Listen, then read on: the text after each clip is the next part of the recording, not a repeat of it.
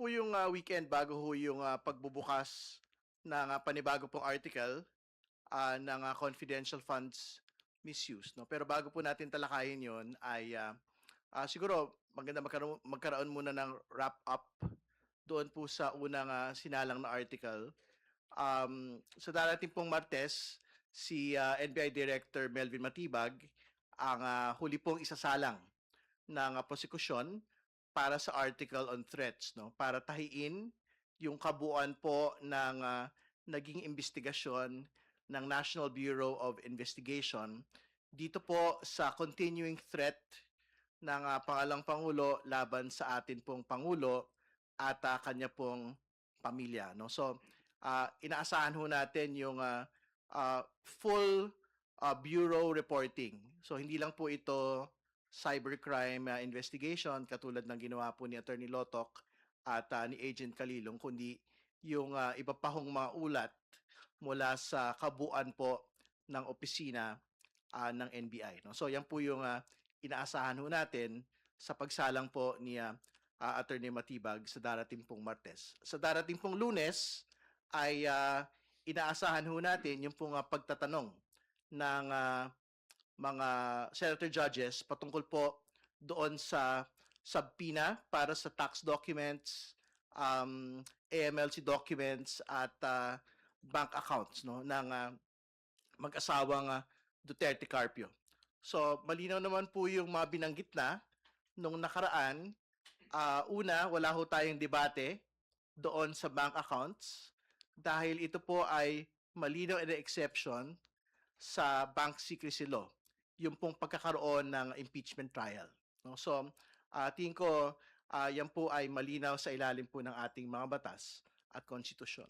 Pangalawa, yung usapin po na AMLC documents, ang kailangan ho nating linawin doon at yun din naman ho yung nakalagay sa provision ho na ipinapakita nila, hindi ho totoo yung absolute confidentiality of AMLC. Kasi meron din ho kalangkap noon pong provision na binabanggit ho nila on confidentiality of AMLC, yung pong pagkakaroon ng information sharing mechanisms with other agencies. No? So, ibig sabihin, hindi ho totoo na absolutely hindi ho pwedeng mag-disclose ang AMLC. Ganon din po sa BIR. No? Kasi ito pong mga dokumento pong ito, in ordinary courts, hindi ho Senate Impeachment Court, pwede po itong ipakuha para maisabpina ho so that we can achieve the truth, no? And more importantly, pwede ho itong gawin ng Senate Impeachment Court in pursuance of its constitutional power para ho magsabpina ng mga dokumento at hanapin ang katotohanan sa mga kaso ng pananagutan katulad po ng impeachment. So, I think yan ho basically yung gist noon po magiging talakayan sa mga senator judges sa darating pong Lunes. No? So, puntahan ho natin ho yung confidential funds misuse. No? So, yan na po yung inaasahan ho nating maisasalang hopefully as early as Wednesday. Kung wala naman ho extensive na direct and cross sa darating pong Martes on Attorney Matibag. So, yung confidential funds misuse, ito po yung isa sa mga pinaka-inaantay ng bayan na talakayan at presentasyon po ng ebidensya dahil pag-uusapan ho dito yung mga malalaking mausapin.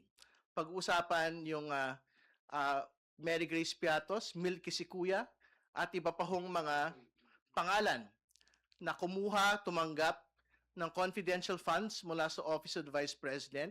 Mapag-uusapan po dito yung pong mga similar na mga pirma nito pong mga taong ito kung saan sinabi na parang ilang tao, isang grupo lang ang pumirma para sa mga tao pong ito. Ikatlo, ilalahad din po doon yung PSA report kung saan sinasabi that these particular personalities do not actually exist. They were never born, they were never married, they had never died in the Philippines. No? So, yan po yung ilan sa mga pwedeng mailatag dyan po sa confidential funds misuse. At huli, at pinakamahalaga, Yung pagpapakita ho at presentasyon ng Commission on Audit Reports kung saan may pinasosoli na 448 million mula sa pangalawang Pangulo mismo. Una, doon pong unang paggamit ng confidential funds ng 2022, 73 million yung pong pinapasoli at nag-achieve na po ito ng finality sa Commission on Audit proper. Ibig sabihin, kailangan na pong isoli personal ng pangalang Pangulo at ng iba pang mga napangalanan doon. Yung pong 73 million.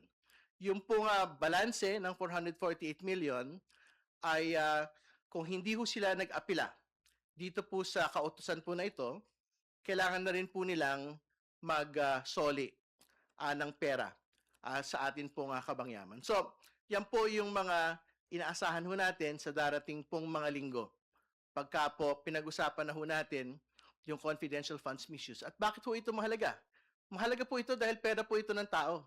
Hindi po ito pera ng pangalawang Pangulo na pwede ho niyang pagpasyahan kung saan lang po ito pwedeng gamitin. So, minamahalaga po ng House Prosecution Panel na dapat ang bawat piso ng pera ng bayan ay ginagamit sa dapat po niyang pinaglalaanan. At yan po yung basically puso nito po ang confidential funds misuse article.